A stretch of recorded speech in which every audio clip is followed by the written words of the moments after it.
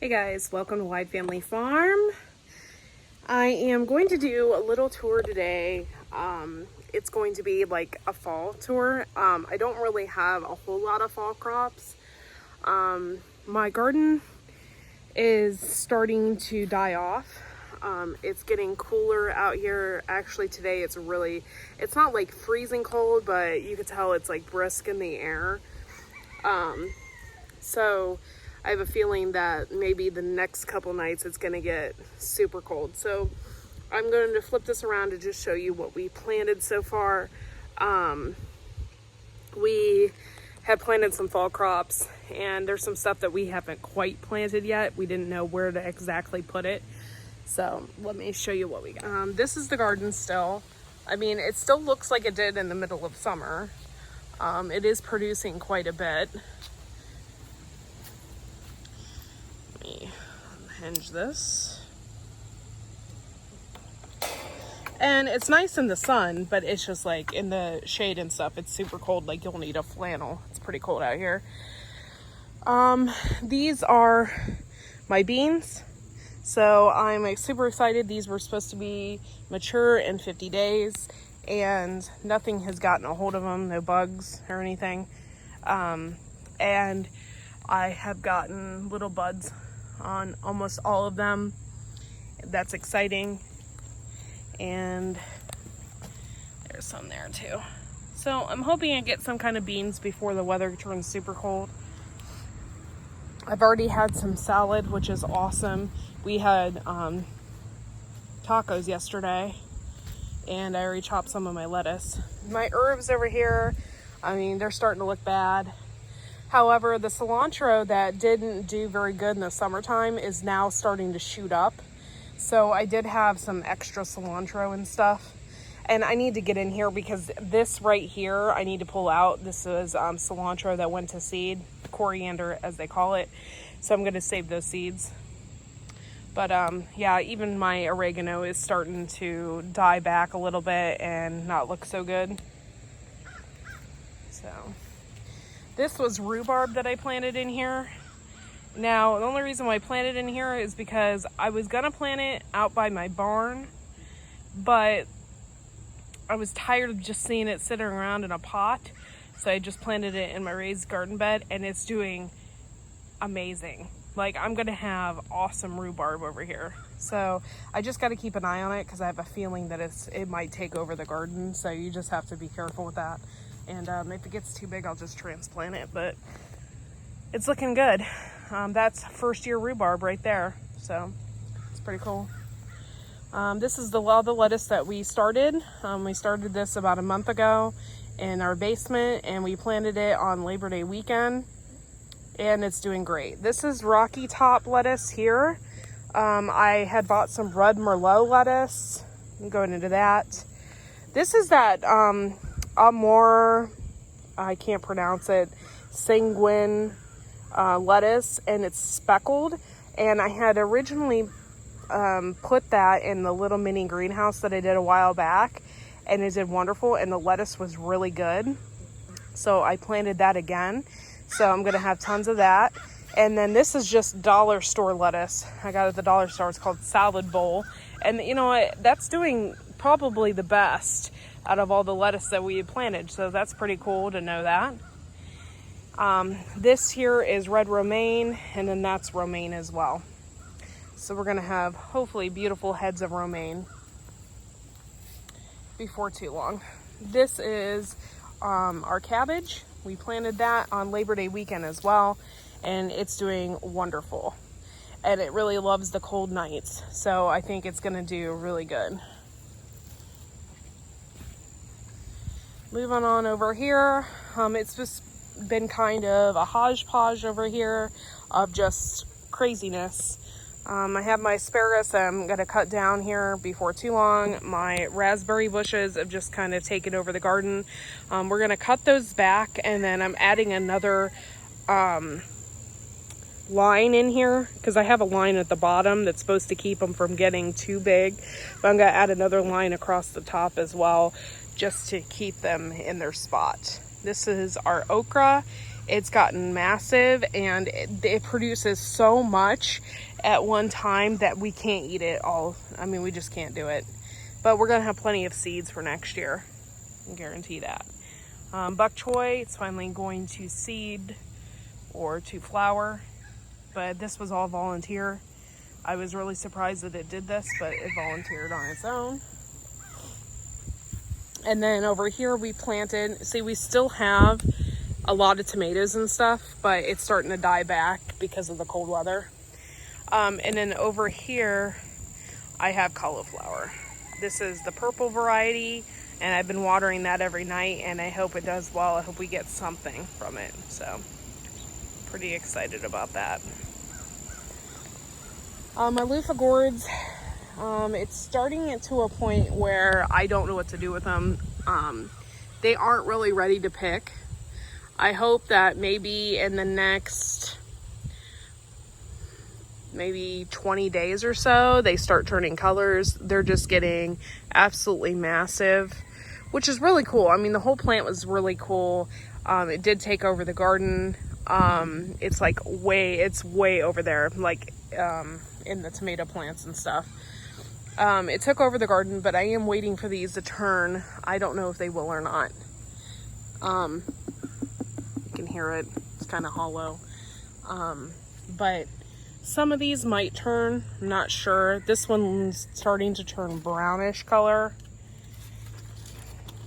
but it's still pretty solid. So I actually peeled one the other day just to see what it was going to look like on the inside, and it was still pretty young yet. So I think I'm going to clip these and maybe cure them separately. They said it's best if you do it on the vine, but I don't think I have enough time.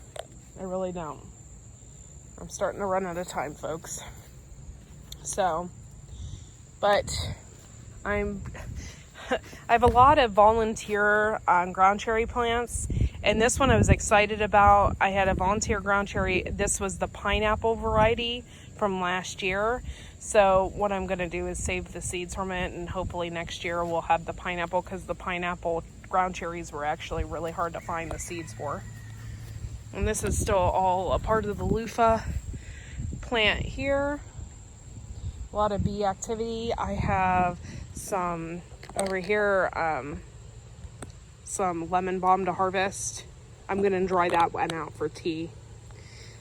I already made a tincture and all that.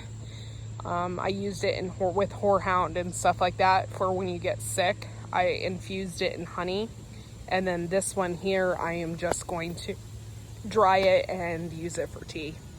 I thought that would be the best thing to do.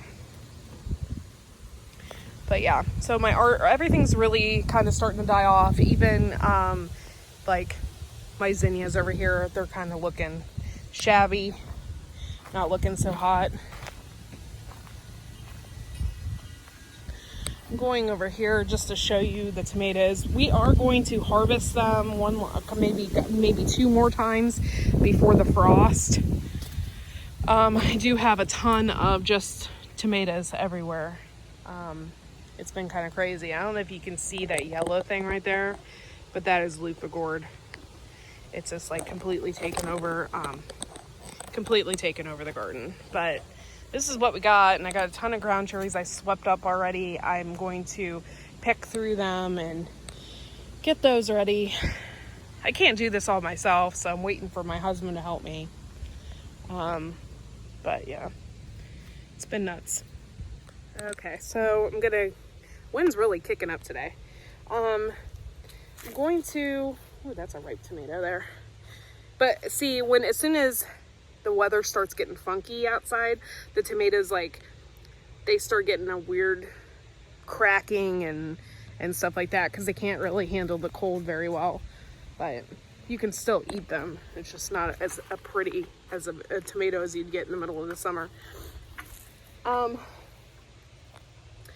right, so I was gonna go out. Looks like I have not an eagle, but I have some kind of hawk over top my chickens. So I'm going to go out here and show you the chickens, and really show you what kind of progress we're making there. Over the past couple days, we've had 74 eggs. So they're really starting to lay. It's kind of like spring. In the middle of, when you get like springtime, they start really producing a lot of eggs and stuff, but they're really producing right now because the weather's getting cooler. But if it gets too much colder, they're gonna not produce as much. So we're gonna collect as much eggs as we can. I'm gonna freeze them for different things, and then I'm going to my husband today got a really good deal on an Instapot, so I was going to hard boil a lot of them. So see that. Our ducks have really, that one flew. It's crazy. Our ducks have really started to come along, to be quite honest, and I'll show you. We have these 2 ducks. We had 3, one passed away, but we call these the teenage ducks because Graybeard, my chicken, hatched those, and they're actually coming along. I'm really surprised. They at first acted really weird and didn't even come near the rest of the flock. And I was like, oh no, I'm like, I hope I don't have 2 separate flocks of ducks. I'm like, that's not good. I would like them to all hang out together, mainly for protection and stuff like that. So these ducks here have actually really done well, and they're hanging out with the other ones. So I'm excited. They're coming out of their shell, I guess you would say, a little bit more. These are my chickens. Hey, Gerald. It's been an interesting last couple days. I got rid of my one chicken. I called him T-Rex. He was a cockerel, and he was nasty. He was not nice. So we got rid of him. Hi, Gerald. Gerald is my male Easter egger, and he is a handsome guy, aren't you, Gerald? And he's probably one of my favorite roosters. He just has personality. And actually, in the beginning, we thought she was a female. We didn't know she was the male. We had purchased him intentionally, but I didn't know, so we called her Gertie. So I changed her name from Gertie to Gerald when we found out that she was the male. She had this really cool, when she was younger, he was younger, he had this really cool beard underneath him, and like he would look up at you like with just these cute little face. It was adorable. So yeah, they're mad at me because I didn't bring any food. Hey, Poofy, how you doing, girl? Hi, guys. But isn't he beautiful? I absolutely love him. Hi, Gerald. Hi, honey. And he's not mean. Like the other one that we got, he was pretty nasty. Like, I don't think I would have ever gotten this close to him. But I do try to hand feed Gerald as much as I can, so that he doesn't get nasty and gets used to me and stuff like that. So, plus he's my favorite. I told my husband, I said, even if he is mean, I'm going to keep him because he's like the coolest chicken ever. I do have, well, I had 6 roosters in here, but I now have 5 roosters because we got rid of T-Rex. And right there is one right there. That is Raul. He's a bantam, and to be quite honest, I'm not scared of any bantam rooster. If they're small, and I'm not scared. That's his brother Ralph, and yeah. Hey, honey, what you doing, girl? But I love these chickens. They're starting to get beat up. You can see back there, like their feathers and stuff are getting pulled out. And I noticed that it's mainly the Easter eggers that their feathers are starting to get pulled out. So I think I'm gonna have to buy the Easter egger saddles. So I gotta look into it more. And then I'm gonna start feeding them a little more protein so that they can grow their feathers back. But, aw, there's our resident turkey. That's Dixie. Hi, Dixie girl. And she's absolutely adorable. And I know she's a meat bird. She wasn't supposed to live this long, but we're trying to give her the best life as possible. So, she was the smallest one a couple years ago. And we've kept her, and she lays eggs, and she's absolutely adorable. I love her to death. So She's actually getting beat up a little bit by the rooster. Gerald doesn't like her as much, so you can see the white feathers. So I'm really hoping that with this other rooster that left, maybe the tension in the area over here is a little less. Because I think he was starting to be a jerk, to tell you the truth. I have this beautiful, there's Lady. She is adorable. Every time I go in the coop, she's sitting in the coop on an egg. And I'm like, every time I go to pet her, and she's such a sweetheart. She really is. Probably one of my favorites. And there's Graybeard, the one that hatched the duck eggs. And okay, right there, that's Valentino. And he is a Lavender Orpington rooster. And he is absolutely gorgeous. And that's why I came over here just to videotape him. Like, look at him. And he knows it. He has quite the attitude. He's not hostile in any way, but he's just like absolutely gorgeous. Huh? Aren't you, Valentino? You're my buddy, huh? So then, oh, look at all the ladies following me. They think I have food. So he has a counterpart. This one is also a Lavender Orpington rooster. And what I'm thinking about doing is just naming him Junior. So he'll be Valentino Jr. So I got Valentino, and Valentino is really big. And he's really impressive. He's like beautiful. And he's really not hostile. I'm like really surprised. I'm like really happy by that. Because he could be, I mean, he's big. He could be a really nasty rooster if he wanted to be, but he's not. And he loves his ladies. Like all these ladies, that he's so gentle with them. And like they all follow him around. Like he's like the main cockerel. He's beautiful. So this is my flock. And I thought I'd just show you what they're like in the fall. That's pretty much it, guys. Thanks for watching. I haven't done a video in a while. We've just been really busy harvesting stuff from the garden. August and September are probably one of the most busiest times of year for me. And I just feel like I constantly have had nothing but produce on my kitchen table. Constantly. It's just been kind of crazy. But thanks for watching, and make sure to like and subscribe. We are live every Wednesday with different topics, different subjects.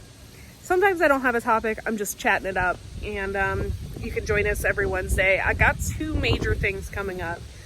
One is I'm going live with the Heasted. Check that out, and I'm also doing a seed swap. You can check that out as well.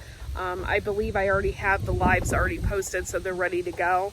But yeah, follow us on Instagram, follow us on Facebook, and we'll see you next video.